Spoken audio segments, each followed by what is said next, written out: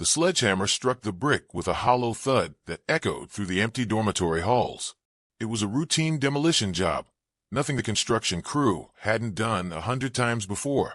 Old buildings like this one always fought back, the decades-old mortar and hand-laid brick refusing to yield easily to progress.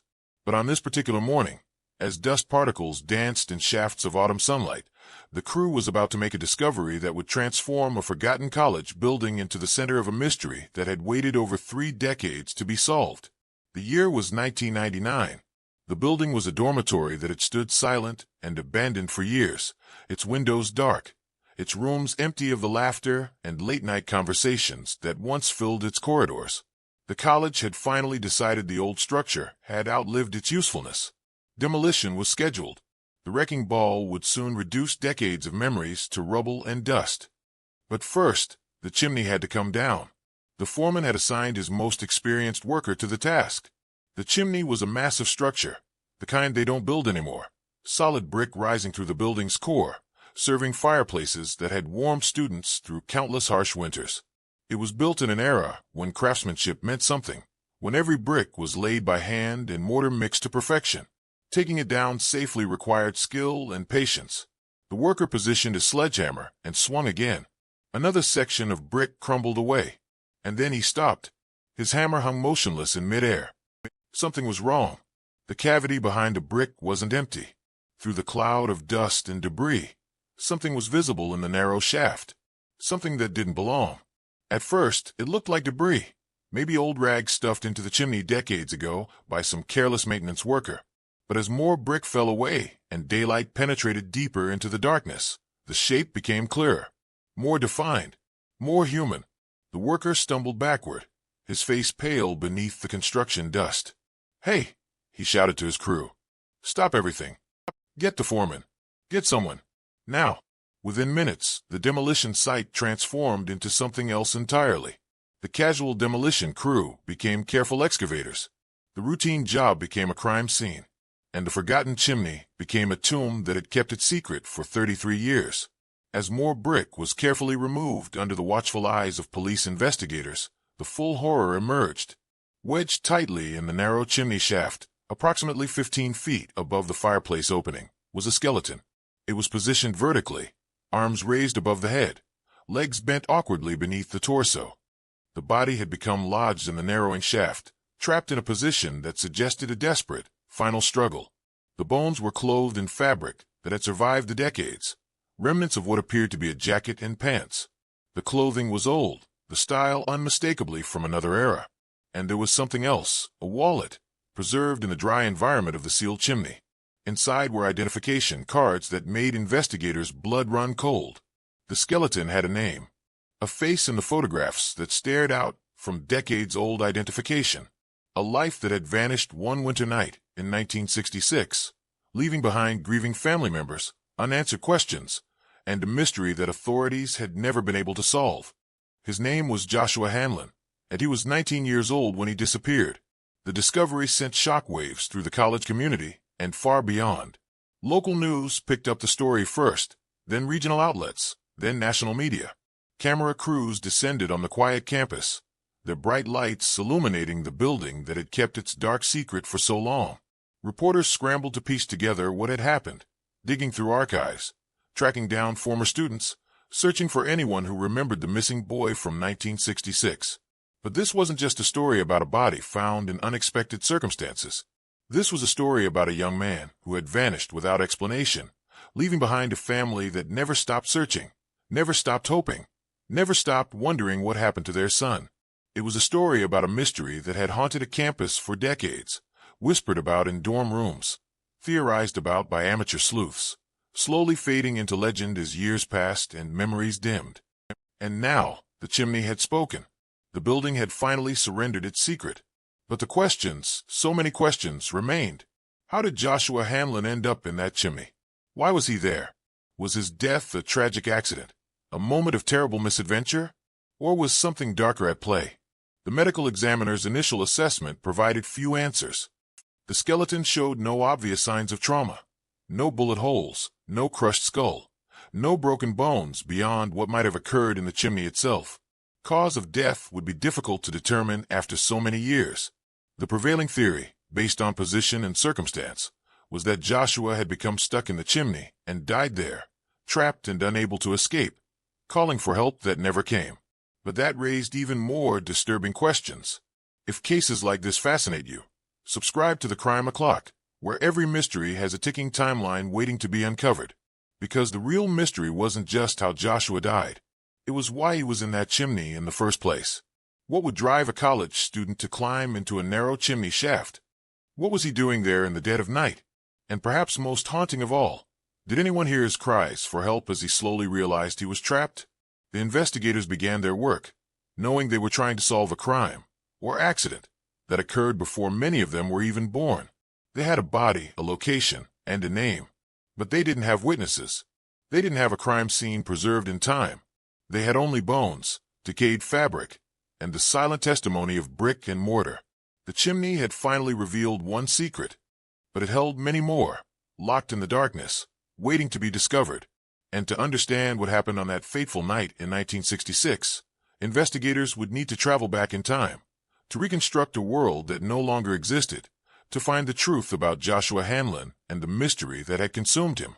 The story was just beginning, and it started 33 years earlier, on a cold December night, when a young man walked into a building and never walked out again. December 1966. America was a nation caught between eras, the innocent optimism of the early 60s, colliding with the turbulent uncertainty that would define the decade's end. The Vietnam War escalated daily. Protest movements gathered strength on college campuses, and young people questioned everything their parents' generation had accepted as truth. But at the small liberal arts college, where Joshua Hanlon was a sophomore, life maintained a quieter rhythm. Students still attended mandatory chapel services. Curfews were enforced. The administration maintained strict rules about everything from dress codes to dormitory visitations.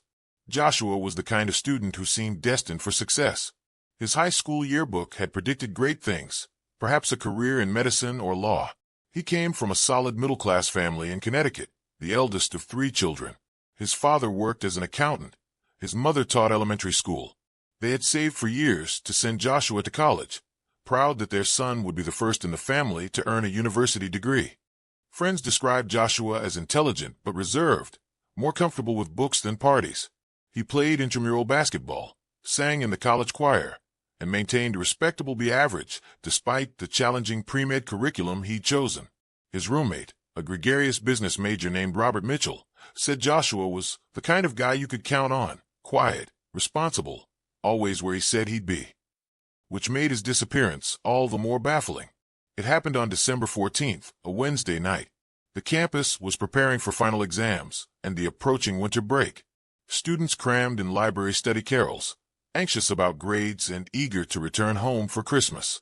Joshua had attended his afternoon chemistry lab, eaten dinner in the cafeteria with Robert and 2 other dormitory residents, then returned to his room around 7 o'clock.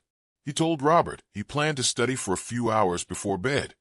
Robert left around 8:30 to meet friends in another building. When he returned just before midnight, cutting it close to the dormitory's curfew, Joshua's desk lamp was still on, his textbooks open, but Joshua himself was gone.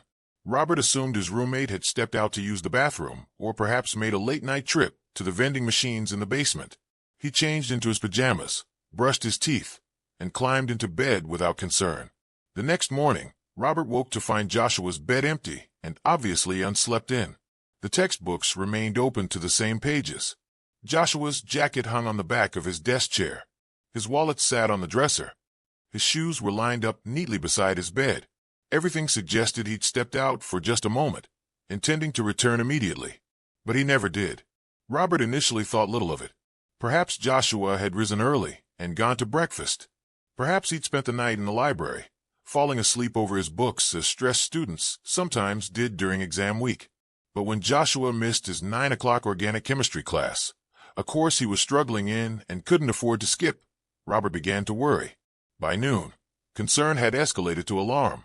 Joshua's other friends hadn't seen him. His professors reported him absent. The library staff confirmed he hadn't been there overnight. Robert reported his roommate missing to the dormitory resident advisor, who in turn notified campus security. The college administration initially treated the disappearance as a disciplinary matter rather than an emergency. Students occasionally violated curfew, spent unauthorized nights off campus, or simply needed to blow off steam during stressful exam periods. The dean of students expected Joshua would sheepishly return with an embarrassing story about a girl or a too-long conversation that stretched past curfew. But Joshua's parents, reached by telephone that afternoon, insisted their son would never behave so irresponsibly. He wasn't the type to break rules or disappear without explanation. Something was wrong. They could feel it. By the second day, when Joshua still hadn't appeared, the local police were notified. A proper missing persons investigation began. Officers searched the dormitory room thoroughly, looking for clues about Joshua's state of mind or possible destination. They found nothing concerning. No suicide note, no evidence of drug use, no indication of depression or mental crisis. His belongings were neat and organized. His letters home were cheerful and unremarkable. By all accounts, Joshua had been looking forward to winter break, to returning home for Christmas, to his mother's cooking and his younger siblings' excitement. Investigators interviewed everyone who had seen Joshua on his last day. The chemistry professor remembered him as attentive during lab. His cafeteria companions recalled normal conversation, complaints about exam stress, jokes about terrible dining hall food, speculation about whether classes would be canceled if snow predictions proved accurate. Nothing unusual, nothing alarming. Campus security conducted a building-by-building search. Officers checked classrooms, storage rooms, mechanical spaces, anywhere a person might be found. Students organized volunteer search parties, combing through wooded areas surrounding the campus, checking abandoned buildings in the nearby town. Joshua's photograph appeared in local newspapers. His parents arrived on campus, desperate and terrified, coordinating with police and begging anyone with information to come forward. But no one had anything to offer. No one had seen Joshua leave the dormitory. No one had witnessed any kind of struggle or confrontation. He had simply vanished, as completely as if he'd stepped through a door into another dimension. Theories multiplied as days turned to weeks. Had Joshua run away, overwhelmed by academic pressure? Had he been kidnapped, perhaps grabbed during a late-night walk around campus? Had he met with foul play, murdered by someone and his body hidden? Or had he suffered some kind of mental break, wandering away in a confused state? The police investigated every possibility. They examined Joshua's academic records for signs of failing grades that might have driven him to desperation. They interviewed potential enemies, though Joshua seemed to have none. They looked into his personal life, searching for secret relationships or hidden troubles. They found nothing. Local police dragged a nearby pond when spring thaw came. They searched abandoned buildings and construction sites. They followed up on dozens of reported sightings. Joshua supposedly seen in New York City, hitchhiking in Pennsylvania, working at a gas station in Ohio. Every lead evaporated under investigation. Joshua's family never stopped searching. His mother became a familiar figure on campus, posting new flyers, pleading with students to remember anything at all. His father hired a private investigator who found no more than the police had.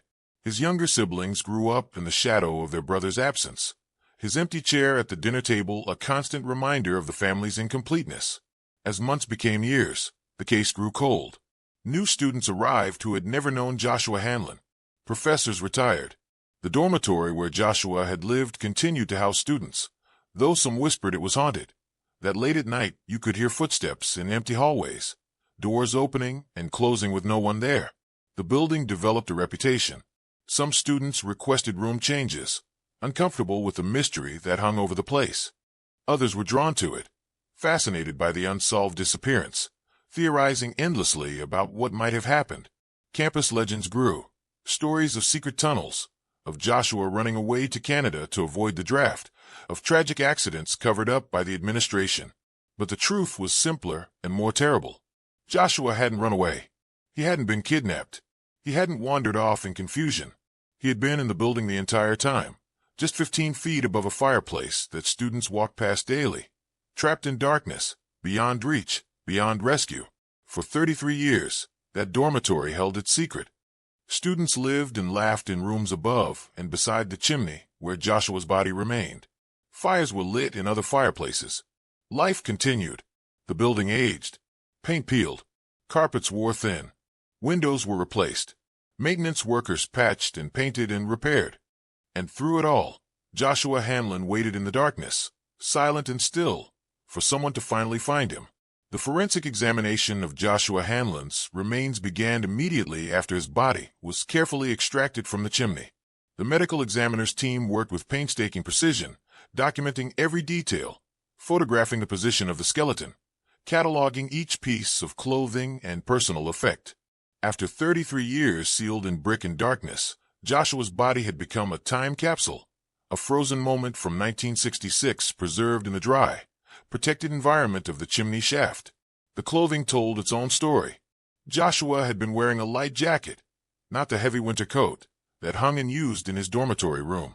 His shoes were leather dress shoes, the kind students wore to classes in that more formal era, not boots suitable for venturing outside on a cold December night. He wore slacks and a button-down shirt. Everything about his attire suggested he hadn't been planning to go far, certainly not outside in winter weather. The position of the body revealed the most haunting details. Joshua's arms were extended above his head, reaching upward toward the chimney opening that represented freedom and life. His legs were bent awkwardly beneath him, knees drawn up because the narrowing shaft had given him no room to extend them fully. The skeleton showed clear evidence of the desperate struggle that had taken place in those final hours. Abrasions on the bones consistent with frantic scraping against brick. The position of the fingers suggesting he had clawed at the walls trying to find purchase, trying to pull himself upward. The medical examiner's reconstruction painted a picture of unimaginable horror. Joshua had entered the chimney from above, likely through the roof access point, and descended into the shaft. At some point during his descent, approximately 15 feet down, he had become wedged. The chimney's design included a narrowing section, a deliberate architectural feature intended to increase draft efficiency for the fireplaces below. This narrowing created a bottleneck that Joshua could slide into but not through. Once trapped, his body position made escape nearly impossible. With arms extended above his head, he lacked the leverage to push himself upward. The smooth brick walls offered no handholds. His bent legs couldn't generate the force needed to propel himself out of the trap. Every movement likely wedged him tighter into the constricting space. The cause of death was determined to be positional asphyxiation combined with exposure and dehydration. Trapped in the vertical position, Joshua's body had been unable to breathe efficiently. The weight of his arms extended above his head, the constriction of his chest in the narrow shaft, the stress position that prevented full lung expansion, all contributed to a slow, agonizing death. He would have remained conscious for hours, perhaps even days, gradually weakening as his body consumed its resources and his ability to breathe deteriorated. It was a death almost too terrible to contemplate, and it raised the question that everyone was asking: why? Why had Joshua Hanlon climbed into that chimney in the first place? Investigators began examining the building's layout with new urgency. The dormitory was a three-story structure built in the late 19th century.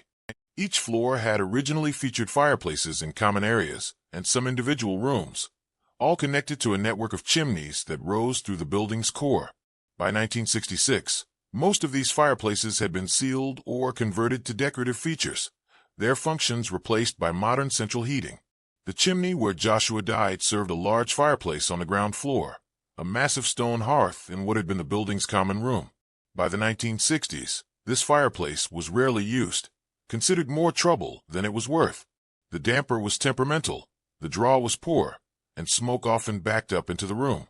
Most students didn't even realize it was functional. Access to the chimney from above came through a metal grate on the roof. This grate was designed to prevent birds and debris from entering while allowing smoke to escape. It wasn't locked. There had been no reason to lock it. No one imagined a person would try to enter a chimney this way. But someone had, and investigators began to understand why Joshua might have attempted something so dangerous. The key lay in the building's geography and the social rules of 1966. Joshua's dormitory room was on the third floor. His window looked out over the front entrance, clearly visible from the dean's office and the campus security checkpoint. In 1966, dormitory curfews were strictly enforced. Students found outside after midnight faced serious disciplinary consequences: probation, suspension, even expulsion for repeat offenders. But there was another room in the building that held special significance. On the second floor, directly accessible via a ventilation shaft that connected to the chimney system, was a room occupied by a young woman named Catherine Vale. Investigators discovered Catherine's name in Joshua's address book, circled multiple times. Former students recalled seeing Joshua and Catherine together in the library, walking between classes, sitting close in the cafeteria. In an era of strict rules about male-female interaction, when men were forbidden from entering women's dormitory rooms and visiting hours were severely restricted, Joshua and Catherine had developed a romance that defied the administration's regulations. Catherine had left the college after Joshua's disappearance. She had withdrawn mid-semester, overwhelmed by grief and unable to continue her studies in the place where her boyfriend had vanished. She had married a few years later, moved to Oregon, and built a new life. When investigators tracked her down in 1999, she was 51 years old, a grandmother, living a quiet life far removed from the trauma of her college years. The interview was conducted gently, sensitively, with full awareness that they were reopening wounds that had never fully healed. Catherine wept as she confirmed what investigators had begun to suspect. Yes, she and Joshua had been secretly dating. Yes, they had found ways to see each other that violated campus rules.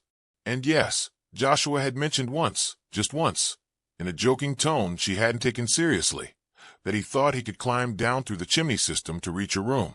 She had laughed it off, told him he was crazy, said she'd rather wait until they could see each other properly than risk him breaking his neck in some harebrained scheme.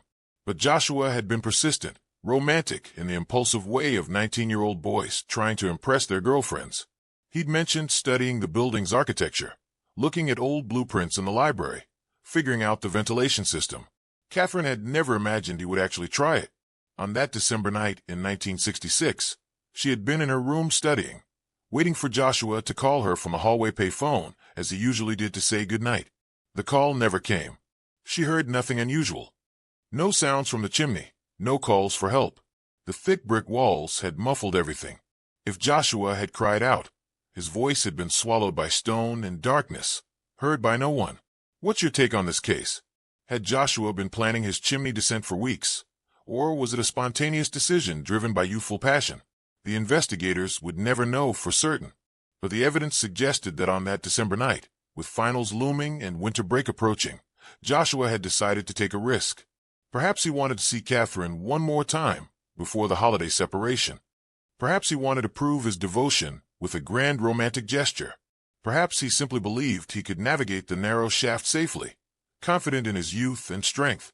He had climbed onto the roof, removed the chimney grate, and lowered himself into the darkness. He had descended 15 feet before the narrowing shaft trapped him, and there, suspended in blackness, unable to move up or down, Joshua had died slowly, calling for help that never came, just feet away from students who went about their lives completely unaware of the tragedy unfolding within the walls. The chimney had become his coffin, the building his unmarked grave, and for 33 years, the silent witness of brick and mortar had kept the secret of Joshua Hanlon's final moments, until the day the sledgehammer finally broke through and gave him back to the light. The revelation of how Joshua Hanlon likely ended up in the chimney sent shockwaves through multiple communities. For the college, it raised uncomfortable questions about institutional responsibility. For Catherine Vale, it brought a crushing guilt she would carry for the rest of her life.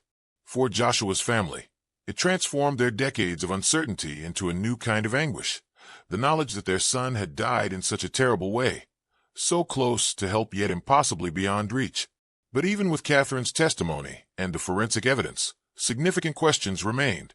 The investigation that resumed in 1999 was hampered by the passage of time, yet investigators were determined to understand every detail of what had happened that December night. They needed to know whether this was purely an accident, a tragic case of young love and poor judgment, or whether other factors had contributed to Joshua's death. The architectural analysis became crucial. Engineers and building experts were brought in to examine the chimney system and determine exactly what Joshua would have encountered during his descent. The findings were sobering. The chimney's internal structure was far more complex and dangerous than it appeared from the outside.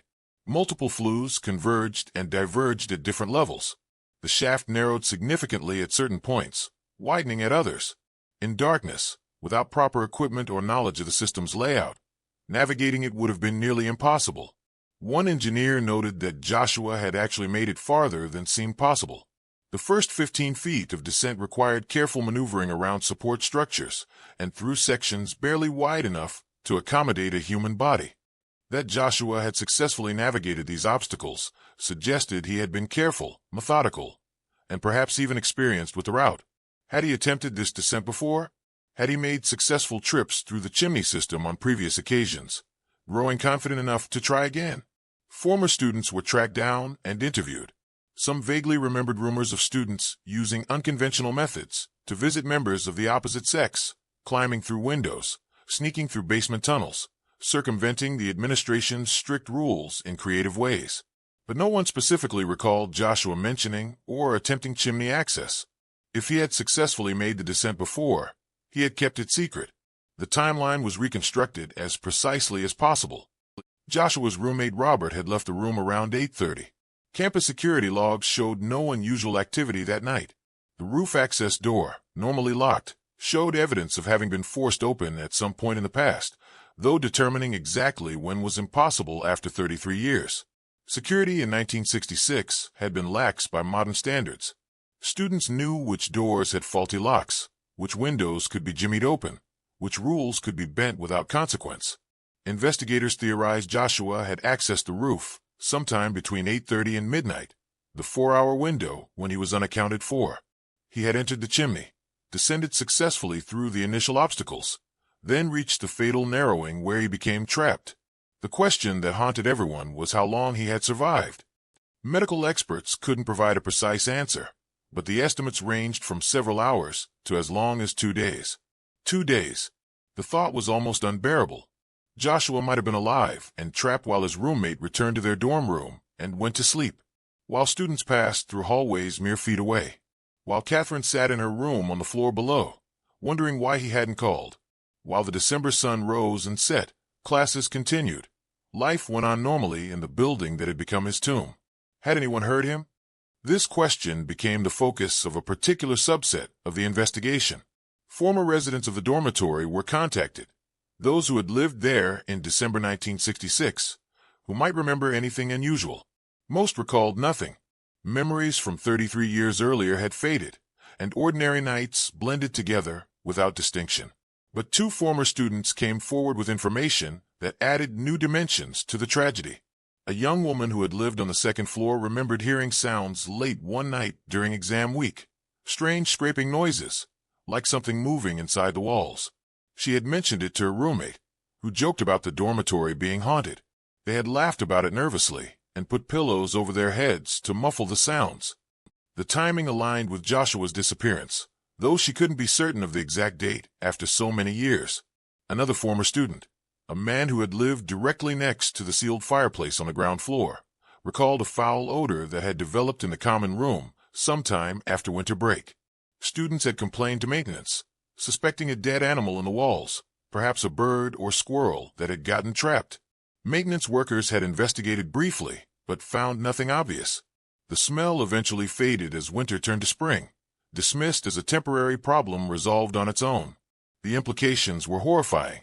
Students had heard Joshua's desperate attempts to free himself and mistaken them for ordinary building sounds. They had smelled the evidence of his death and attributed it to an animal. If someone had investigated more thoroughly, if anyone had thought to check the chimney system, Joshua might have been found. In those early hours or days, when he was still alive, a rescue might have been possible. This realization brought a new wave of guilt and anguish. Catherine Vale was devastated by the thought that Joshua might have been calling her name while she sat unknowing in her room below. Former students struggled with the knowledge that they might have walked past his final resting place hundreds of times, their footsteps echoing over his tomb. Campus security personnel from that era wrestled with questions about whether better protocols might have prevented the tragedy. The college administration faced its own reckoning. Why had the missing person investigation not been more thorough? Why hadn't the building been searched more carefully? In 1966, campus security had been minimal, police resources limited, and the prevailing assumption had been that Joshua had left voluntarily. No one had imagined he might still be in the building, trapped in an inaccessible space. The technology and techniques that modern investigators would have employed thermal imaging, search dogs trained to detect human remains, systematic structural analysis, simply hadn't existed or hadn't been considered. But critics argued that even with 1966 technology, more could have been done. The dormitory should have been searched more thoroughly. Every possible space should have been examined. The fact that Joshua's body had remained undiscovered for 33 years represented a failure of imagination and thoroughness that had robbed his family of closure and justice. Legal questions emerged as well. Could the college be held liable for Joshua's death? The statute of limitations had long since expired for any criminal charges, assuming charges would have been appropriate in what appeared to be an accidental death. Civil litigation seemed unlikely given the passage of time and the difficulty of establishing negligence in a case where the victim had voluntarily entered a dangerous situation. Subscribe to the Crime O'Clock, where every mystery has a ticking timeline waiting to be uncovered, because some cases raise questions that transcend legal frameworks and touch on deeper issues of human responsibility and institutional accountability. The psychological toll on everyone connected to the case was immense. Joshua's mother had died in 1989, never knowing what happened to her son. His father, now in his 80s, received the news with a mixture of relief and renewed grief. Relief that the mystery was finally solved, that his son's body could be properly buried.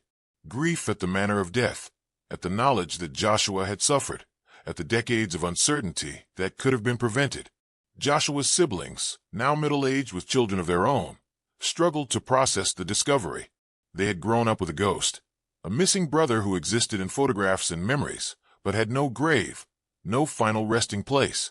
Now they had answers, but the answers brought new pain. The brother they had idealized and mourned had died in a way almost too horrific to comprehend, trapped and terrified. His death preventable if only someone had looked in the right place. The mental health impact extended beyond the immediate family.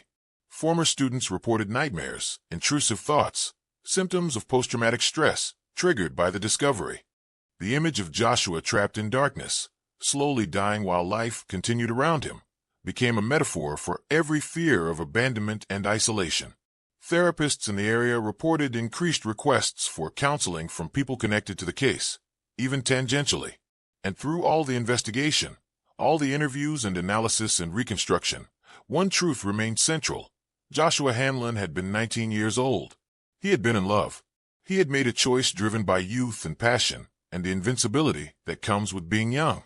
He had climbed into darkness, believing he could navigate it successfully, never imagining that the chimney would become his coffin, that his romantic gesture would end in tragedy, that his name would become synonymous with one of the most haunting mysteries in college history. The theories and analysis could explain the mechanics of what happened, but they could never fully answer why. Why fate had been so cruel, why help had been so close yet impossibly far, why a young man's life had ended in such a terrible way when he was surrounded by people who could have saved him if only they had known he needed saving. Joshua Hanlon was finally laid to rest in March 2000, in a cemetery not far from his childhood home in Connecticut. The funeral was attended by his elderly father, his siblings, their families, and a surprising number of former classmates who had never forgotten the boy who vanished. Catherine Vale flew across the country to attend, standing apart from the main gathering, her face hidden behind dark sunglasses, her grief private and complex after 34 years. The headstone was simple, bearing his name, his dates of birth and death, and a single line, "Lost but never forgotten." His father had chosen those words carefully. Joshua had been lost, physically lost in the labyrinth of that chimney, lost to his family for decades, lost to time and circumstance. But he had never been forgotten, not by his family, who had spent decades searching, not by the college community, where his disappearance had become legend, not by Catherine, who had carried the weight of their secret romance and its terrible conclusion through marriage, motherhood, and into her grandmother years. The discovery and resolution of Joshua's case sparked broader conversations about campus safety, about the hidden dangers lurking in aging buildings, about the importance of thorough investigation when someone goes missing. Several universities conducted audits of their older structures, identifying and securing potential hazards. Chimney caps were reinforced. Roof access was better controlled. The lessons learned from Joshua's death were applied to prevent future tragedies. But for those most intimately connected to the case, no safety improvements could undo what had happened or ease the complex emotions that lingered. Catherine Vale granted one interview to a local newspaper, speaking publicly for the first time about her relationship with Joshua and the guilt she had carried for more than 3 decades.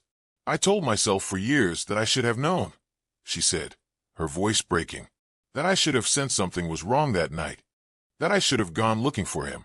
But how could I have known? How could anyone have known he was there, trapped just feet away from where I sat studying? I heard nothing. The walls were thick. The building was old and always making noises. There was no way to know." She described the aftermath of his disappearance, the questioning by police who wondered if she knew where he had gone, the suspicious looks from other students who thought perhaps she had more information than she was sharing. "I told them everything I knew," she said, "which was nothing. Joshua had said goodnight to me after dinner. We made plans to study together the next day. That was the last time I saw him. I never imagined he would try something so dangerous. He had mentioned the chimney idea once, but I thought he was joking. I never believed he would actually do it." The guilt had shaped her life in ways she was still discovering. She had thrown herself into her studies after withdrawing from the college, completing her degree elsewhere and building a career as a social worker, helping troubled youth. "Maybe I was trying to save other people's children because I couldn't save Joshua," she reflected. "Maybe I was trying to make sense of something that would never make sense." Her husband knew about Joshua, about the lost love from her college years and the mystery that had haunted her. When Joshua's body was discovered, her husband held her while she cried for the boy who had died trying to reach her, for the young woman she had been who never knew her boyfriend was dying so close by, for all the years of not knowing that had finally ended with knowledge more painful than uncertainty. The college itself struggled with how to memorialize the tragedy. Some alumni advocated for a plaque or memorial on the site where the dormitory had stood. The building had been demolished as planned, though the process was temporarily halted during the investigation. Others felt that memorializing the tragedy might seem exploitative, turning a young man's death into a tourist attraction or a campus ghost story. In the end, the college established a scholarship in Joshua's name, awarded annually to a student studying pre-medicine. It was a quiet memorial, focusing not on how he died but on who he had been, a young man with dreams of becoming a doctor, of helping others, of making a difference in the world. The scholarship ensured that his name would continue to be spoken on campus, but in the context of hope and future rather than tragedy and loss. The site where the dormitory once stood became a green space, a lawn where students gathered between classes, studied under trees, played frisbee on sunny afternoons. Few of them knew the history of the ground beneath their feet. The college didn't publicize the story, didn't want to define itself by tragedy. But for those who knew, who remembered, the space held a quiet significance, a place where life continued, where the future unfolded over the buried past. Robert Mitchell, Joshua's former roommate, was among those who struggled most with the discovery. He had been the last person known to see Joshua alive. He had returned to their room that night and gone to sleep, never suspecting his roommate was trapped and dying somewhere in the building. "I keep thinking about that night," he told investigators. "I came back to the room, saw his book still open, figured he'd be back soon. I was tired from studying. I just went to bed. If I had stayed up, if I had gone looking for him when he didn't come back, would it have made a difference? Could he have been saved?" The answer was unknowable, and that uncertainty gnawed at him. Medical experts couldn't say with precision how long Joshua survived after becoming trapped. Hours? Days? There was no way to know. It was possible Joshua was already dead by the time Robert returned to their room. It was equally possible he was still alive, still conscious, still hoping for rescue. The ambiguity was its own form of torment. The case attracted the attention of true crime enthusiasts, amateur investigators, and paranormal researchers. The story had all the elements that fascinate people: young love, mystery, a tragic death, and the haunting detail of a body hidden in plain sight for decades. Websites and forums discussed the case endlessly. Some theorized about conspiracies, suggesting Joshua's death hadn't been accidental. Others focused on the paranormal angle, claiming the dormitory had been haunted, that the strange sounds and sensations students reported over the years had been Joshua's spirit trying to communicate. These theories ranged from plausible to absurd, but they shared a common thread: the human need to find meaning in tragedy, to construct narratives that make sense of senseless events. The simple truth that a young man had made a fateful decision driven by love and youthful confidence seemed insufficient. There had to be more to the story, more complexity, more significance. But sometimes tragedy is simply tragedy. Sometimes young people make impulsive decisions with catastrophic consequences. Sometimes the only meaning to be found is in how we respond, how we honor the dead, how we prevent similar tragedies in the future. Joshua's story became a cautionary tale told in different contexts. Safety professionals used it to illustrate the dangers of confined spaces. College administrators referenced it when discussing campus security and student supervision. Psychologists pointed to it as an example of how risk assessment fails in adolescent brains, how the developing prefrontal cortex struggles to accurately evaluate danger. But to those who knew him, Joshua was more than a cautionary tale. He was a son, a brother, a friend, a boyfriend. He was a young man who sang in the choir and played basketball, who struggled with organic chemistry and dreamed of medical school, who fell in love with a girl named Catherine and wanted to see her badly enough to risk everything. The question that haunts every person connected to this case is simple yet impossible to answer. What if? What if Joshua had chosen a different night? What if he had been more patient, waited for a legitimate opportunity to see Catherine? What if the roof access had been properly secured? What if someone had heard him and investigated? What if the missing person search had been more thorough? What if? These questions echo through time like voices in an empty chimney, reverberating without resolution. They are the questions that keep Joshua's father awake at night, that surface in Catherine's dreams, that trouble Robert Mitchell when he sees college students laughing and carefree, unaware of how fragile life can be, how quickly a moment of poor judgment can become irreversible tragedy. The chimney that held Joshua's secret for 33 years is gone now, demolished along with the building that housed it. The bricks that witnessed his final moments are scattered, ground to rubble, disposed of without ceremony. The physical evidence of that December night in 1966 has been erased from the landscape, but the memory remains, in the hearts of those who love Joshua, in the archives that preserve his story, in the lessons learned and the safety measures implemented, in the scholarship that bears his name and sends young pre-med students toward the medical career he never had the chance to pursue. And perhaps most powerfully, the memory remains in the questions we continue to ask. Questions about youth and risk, about love and judgment, about the fine line between courage and recklessness. Questions about institutional responsibility and the thoroughness of investigation. Questions about how we memorialize tragedy and learn from loss. What's your take on this case? Share your thoughts below and subscribe to the Crime O'Clock, because the next mystery is already ticking. Because in the end, Joshua Hanlon's story isn't just about one young man's tragic death. It's about all the young people who take risks in the name of love or adventure, or simply because they're 19 and feel invincible. It's about the fragility of life and the permanence of loss. It's about the questions that outlive us and the echoes that never quite fade.